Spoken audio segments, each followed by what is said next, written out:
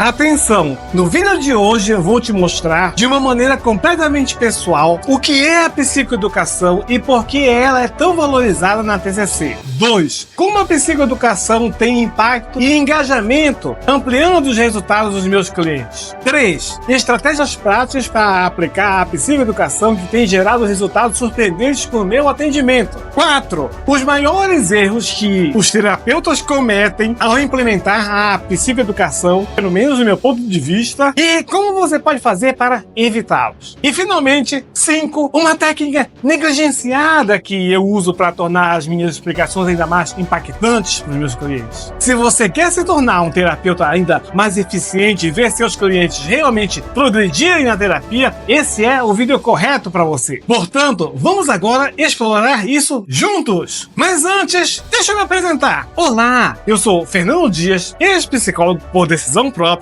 e como sempre no final do vídeo eu te digo porquê, e terapeuta cognitivo comportamental. E este é o canal Viver de TCC, onde nós falamos tudo sobre a terapia cognitivo comportamental para o público super fiel, oferecendo conteúdos ricos para psicoterapeutas, psicólogos, médicos e todos aqueles interessados em saúde mental. Então, o que é a psicoeducação e por que ela é tão valorizada na TCC? Vamos lá! A psicoeducação, no contexto da terapia cognitivo comportamental, ela é muito mais do que simplesmente dar informações para o cliente. Ela se trata de um processo estruturado, intencional e principalmente estratégico para ajudar as pessoas a entenderem seu próprio funcionamento mental e emocional. E comportamental também, hein? Ou seja, ela é mais ou menos como oferecer para o cliente um mapa detalhado do que está acontecendo com ele, permitindo que ele navegue por esse labirinto da sua mente com mais segurança.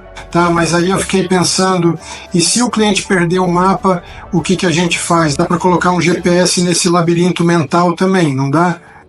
Não precisa, Guilherme, porque a grande sacada da psicoeducação é que ela não só informa, mas também ela empodera o cliente. Por exemplo, quando eu explico o ciclo pensamento, sentimento e comportamento para os meus clientes, eu noto que é quando eles começam a perceber por si próprios que os pensamentos não são só reflexos automáticos e incontroláveis das suas mentes, dos quais eles se tornam reféns, e sim algo que eles podem identificar, avaliar e, obviamente, modificar. Esse é o momento quando eles meio que descobrem que eles podem usar o controle remoto para mudar o canal da televisão deles, ao invés de ficarem presos na mesma programação o dia inteiro. Compreendeu? Por isso, não tem como perder o mapa, Guilherme, e nem precisa de GPS, tá bom? Ah, deixa eu apresentar o Guilherme para vocês. Ele é tipo o meu ajudante não oficial do canal. Ele sempre aparece com essas sacadas e perguntas que, no fundo, refletem as dúvidas que vocês podem estar tendo. Então, ele pode ajudar. Esse é o jeito dele de garantir que ninguém se perca. Mas cuidado, porque às vezes ele fala coisas estúpidas também, tá bom?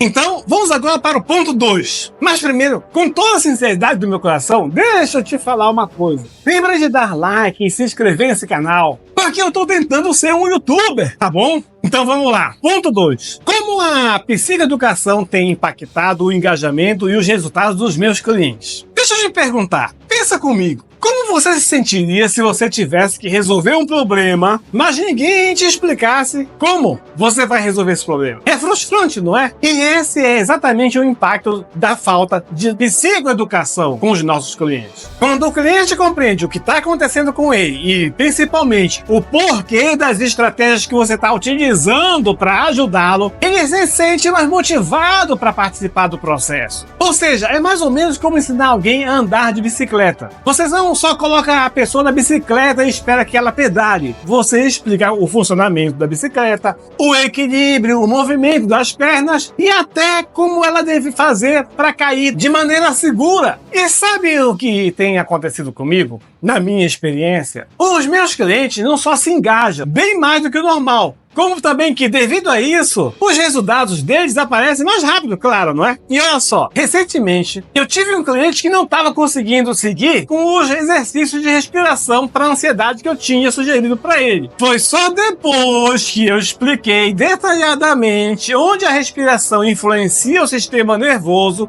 que ele passou a valorizar o exercício, a praticar o exercício diariamente e notar uma melhora significativa na ansiedade dele. E você noção da utilização adequada do exercício. Você notou o quanto isso fez total diferença para ele? Pois é. Ou seja, a psicoeducação atua como um abre-portas para a esperança no cliente. Eu já ouvi muitos clientes dizerem coisas como: agora faz sentido essas coisas para mim. Ou então, coisas do tipo: eu nunca tinha pensado nisso, mas isso faz sentido também. E é nesses momentos em que eles começam a perceber que eles podem sim ter um papel ativo na melhora do próprio bem-estar deles. E quando o cliente acredita que ele pode melhorar, os resultados começam a aparecer mais rápido. Vamos lá, vamos passar para o ponto 3. Só que antes, deixa eu te vender o meu peixe bem rapidinho. É que eu possuo um curso pago, bem baratinho, chamado de Introdução Prática à Terapia Cognitivo-Comportamental, que você deve comprar para me ajudar, porque é através dele que eu sustento o canal.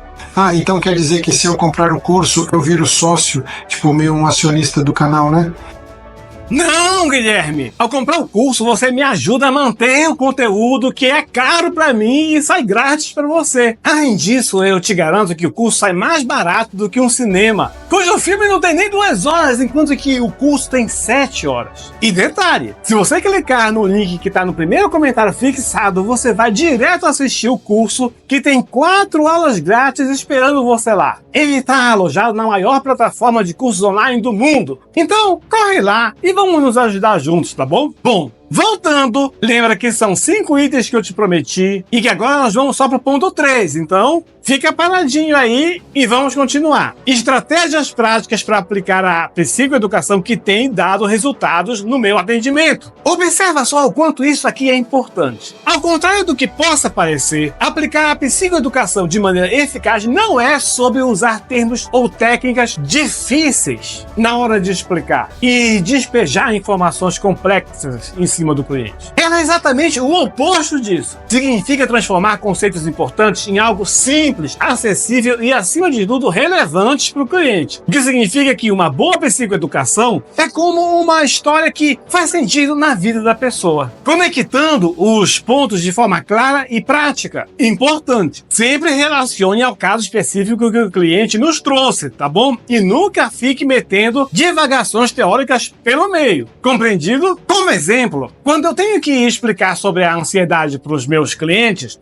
eu gosto de associar o conceito de ansiedade a uma espécie de carro acelerado, só que colocado no ponto morto. O carro está acelerado, só que ele não sai do lugar. Geralmente essa imagem fica mais bem gravada na cabeça dos meus clientes, se torna um conceito mais fácil de assimilar e ainda ajuda eles a se sentirem mais motivados e envolvidos nas aplicações e intervenções práticas que eu ainda vou propor para eles. Faz sentido? Outra dica essencial, valiosíssima mesmo, eu diria, é dividir a psicoeducação em pedaços menores, distribuídos ao longo do processo terapêutico. Tentar explicar tudo de uma vez é como entregar um quebra-cabeça de 1000 peças sem uma imagem de referência para o cliente. Em vez disso, o que eu faço é apresentar as informações aos poucos, sempre conectando com a experiência do cliente, vivida por ele e em sessões separadas, conforme o processo vai avançando, não precisando fazer tudo na mesma hora. Por exemplo, numa sessão inicial, eu posso focar em explicar como os pensamentos automáticos influenciam as emoções. E outra, explorar os esquemas mais profundos que mantêm os padrões de comportamento dele. Além disso, no lugar de deixar o cliente numa posição confortável e passiva, só me escutando e talvez fingindo que está entendendo, eu prefiro envolver o cliente na construção do conhecimento. Por exemplo, quando eu faço um questionamento socrático do tipo: o que você acha que pode estar por trás da ideia que você não é tão bom o suficiente, fulano? Ou, por exemplo, alguma experiência específica na tua vida reforçou essa ideia para você? Bom, ao fazer essas perguntas, eu já vou aproveitando a resposta que ele me dá para explicar sobre a existência e o conceito das crenças centrais. Esse tipo de abordagem faz com que a psicoeducação deixe de ser uma palestra e se torne um diálogo colaborativo, o que aumenta o engajamento. Faz sentido para você e você compreendeu? Isso até me faz lembrar de um cliente que me dizia: eu simplesmente não consigo desligar a cabeça antes de dormir. Eu deito, fecho os olhos e pronto. Começa um show de pensamentos que vêm sem serem convidados, um pior que o outro. E eu perguntei o que passava na cabeça dele nesses momentos. E ele me descreveu uma mistura de preocupações com coisas que ele fez durante o dia, ou coisas que ele precisava resolver no trabalho, até aquela conversa chata que ele tinha tido com a vizinha do condomínio, que tinha acontecido dias atrás. Olha, só de ouvir, eu mesmo já me sentia cansado. Foi aí que eu resolvi traduzir para ele, de forma acessível e através de analogia, como seria praticar, no caso dele, uma meditação voltada para o presente. Eu disse, imagine que a sua mente é como uma sala cheia de pessoas falando ao mesmo tempo. Cada pensamento é uma dessas vozes e você pode estar tendo que escutar todas de uma vez. Só que não dá, né? Então, o que você acha de começar a prestar atenção só numa voz de cada vez? Vamos dizer, a voz está mais perto de você. Então, eu expliquei que a ideia era trazer o máximo possível a atenção dele para o que estava acontecendo no presente, no aqui e agora. E eu disse para ele, faz isso toda vez que algum pensamento tentar invadir a sua cabeça. Você simplesmente diz para ele, eu já te escuto, eu tô ocupado agora não é sua vez. Dessa maneira, eu consegui ensinar um fácil exercício de meditação que foi capaz de ajudar esse meu cliente a dormir. Não dormir de imediato, mas dormir em até 2 horas fazendo exercício nas noites seguintes. Ah, e uma coisa que eu nunca subestimo é o poder do bom humor e da descontração na hora de fazer uma boa psicoeducação. Até rimou, né? Isso porque fazer uma comparação engraçada como dizer, por exemplo, que a mente funciona como um computador que precisa ser reiniciado uma vez ou outra, pode, inclusive, aliviar a atenção e tornar o aprendizado do cliente mais leve. Além disso, também cria um ambiente mais acolhedor, que permite que o cliente se sinta mais à vontade para compartilhar suas dúvidas e os seus insights com você, sem transformar isso numa tarefa pesada. Olha, uma outra coisa que eu também considero muito importante é reforçar o que foi aprendido em todo o final de sessão, viu? De que maneira? Perguntando algo para o cliente como, o que dessa explicação fez mais sentido para você? E como é que você acha que você pode aplicar isso na sua vida? Essas perguntas práticas no final de cada sessão não só consolidam o aprendizado, como também ajudam a integrar a psicoeducação no dia a dia do cliente. Bom, lembrando que eu deixei a melhor parte para o final, vamos passar para o penúltimo ponto, o ponto 4. Os maiores erros que os terapeutas cometem ao implementar a psicoeducação, no meu ponto de vista, e como é que você pode fazer para evitar esses erros.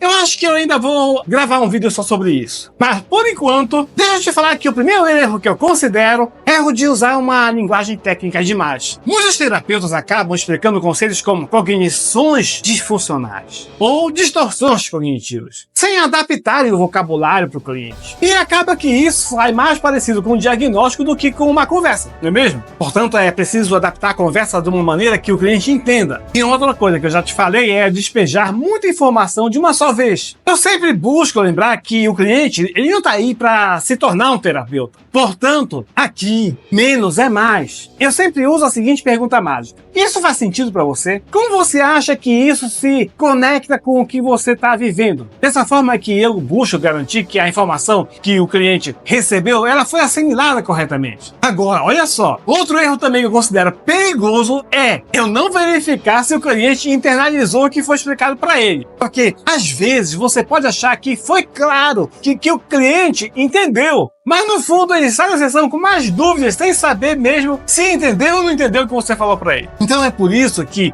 eu sempre peço para o cliente que ele repita com as próprias palavras o que ele entendeu antes da sessão chegar ao fim. Eu falo uma coisa como, então, fulano, como é que você explicaria isso se você tivesse que contar a conversa que a gente está tendo agora para uma pessoa que nunca ouviu falar a esse respeito antes? Isso me ajuda a identificar possíveis lacunas na compreensão dele, compreendeu? E a partir daí ajustar a minha explicação ao que for necessário. E talvez o erro mais comum, que agora vamos falar dele, seria tornar a psicoeducação uma coisa chata ou monótona. Por isso é que eu te falei que eu gosto de usar analogias, histórias engraçadas e até um pouquinho de humor quando a gente está fazendo isso. Para ter uma ideia, quando eu vou explicar o ciclo de evitação na depressão para um cliente, eu gosto de comparar ele como uma teia de aranha mental que o cliente construiu para se proteger e que acaba, no final das contas, prendendo ele mesmo. Isso pode tornar o conceito mais interessante, engraçado, do que ficar falando só da necessidade de nós buscarmos reforçamentos positivos ou negativos na hora de desafiar essa evitação. Bom, existem, na verdade, muitos outros erros, mas vamos pro ponto 5, porque o vídeo tá ficando muito longo, né? Ainda por cima que foi o que eu te prometi, que eu considero o ponto mais legal de todos. É bom que esse seja um item importante de verdade,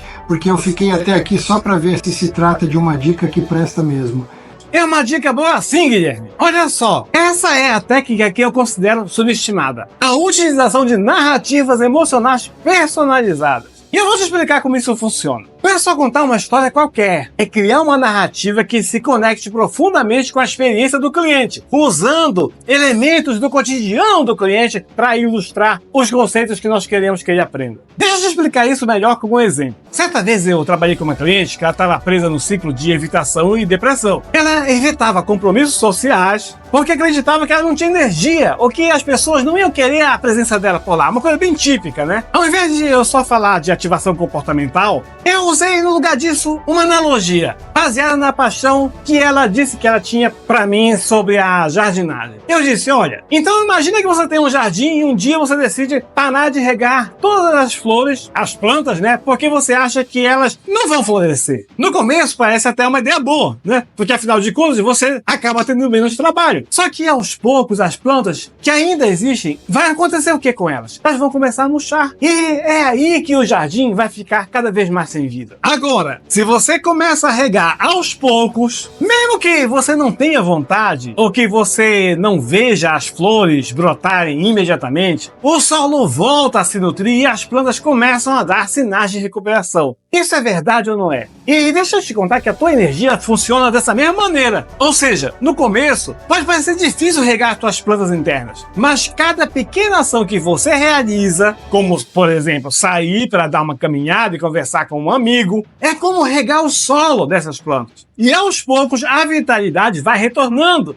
Qual você acha que foi o resultado? O cliente não só entendeu o conceito, que é a ideia da psicoeducação, como ele também usou essa metáfora para ajudar a ele identificar todas as vezes que ele estivesse deixando de regar o seu jardim. Isso transformou uma explicação teórica numa coisa tangível para ele e que era emocionalmente significativa. Mas eu vou te dar ainda um outro exemplo de outra forma de aplicar essa técnica, que é usando exemplos que despertam a curiosidade e o humor. Por exemplo, se o cliente tem um hobby ou ele tem interesse específico por alguma coisa, eu sempre busco entrar no mundo dele e adaptar a explicação para um contexto parecido a esse. Imagina, por exemplo, que o cliente gosta de futebol. No meu caso, eu não gosto de futebol, tá, gente? Mas no caso dele, eu sempre busco explicar o ciclo de evitação, que a gente acabou de conversar, como se fosse um time que parasse de treinar porque ele perdeu alguns jogos. É óbvio que no começo, isso parece menos desgastante, não é? Estão todos deprimidos, ficam lá pensando que não vão ganhar mais. Mas é justamente sem treinar que o time acaba perdendo a oportunidade de acabar ganhando no próximo jogo, não é verdade? Portanto, retomar o treino, mesmo que devagar, é o que aumenta para esse time as chances de vitória. Não é isso mesmo que acontece? Pois é, e a beleza dessa abordagem está na conexão emocional que ela cria com o cliente. Porque quando o cliente se vê na história, ele não só entende o conceito que a gente quer transmitir para ele, mas ele sente esse conceito e ele integra o conceito à sua vivência do cotidiano. E eu acredito que essa personalização também demonstra o quanto nós estamos realmente escutando e compreendendo o universo do cliente. O que, para mim, sinceramente, é uma forma de fortalecer ainda mais o vínculo terapêutico. Até que faz sentido isso que você falou. Já acabou o vídeo? Ainda não, Guilherme. Lembra que eu prometi algo especial no final do vídeo? Pois é, eu vou te contar agora. Se você está buscando tornar as suas explicações ainda mais impactantes para os seus clientes, experimenta fazer o seguinte. Eu sempre finalizo cada atendimento com um resumo simples do que foi discutido em todo o atendimento daquele dia. Como se fosse uma espécie de trailer para a pessoa assistir no próximo episódio de uma série. Dessa maneira, ele reforça todos os pontos importantes que ele aprendeu na sessão e, além disso, também nós estamos preparando o cliente com memórias úteis para o próximo atendimento. É ou não é verdade? Muito bom. Vou dormir. Ainda não, Guilherme? Por quê? Se ficou alguma dúvida ou se você tem alguma experiência incrível sobre a psicoeducação para contar pra gente, compartilha conosco nos comentários. Lembrando de escrever a palavra mágica psicoeducação, vírgula, o seu comentário, para me ajudar a saber que você estava assistindo a esse vídeo aqui quando você comentou. E outra coisa é que, se você quiser assistir aos vídeos desse canal na sequência correta das postagens, é só ir na aba playlists e procurar a playlist que está escrita todos os vídeos do canal. Lá você vai ver de tudo, do primeiro até o último vídeo. E ainda vem mais. Você está pronto para colocar logo isso em prática? Então eu vou deixar aqui um desafio para você. Escolhe um dos conselhos que você costuma usar na sua terapia e pensa como explicar esse conselho de forma mais simples e prática na sua próxima sessão com o teu cliente. Procura usar uma metáfora, contar uma história e até mesmo um exemplo pessoal. E observa se isso está ajudando ou não o seu atendimento. E sabe quando eu te disse sobre eu ter deixado de ser psicólogo? Pois é, o motivo foi para atender a legislação, devido que eu não posso atender como um psicólogo morando fora do Brasil. Só como terapeuta mesmo, compreendeu? Eu te vejo no próximo vídeo. Agora sim, Guilherme! Fui!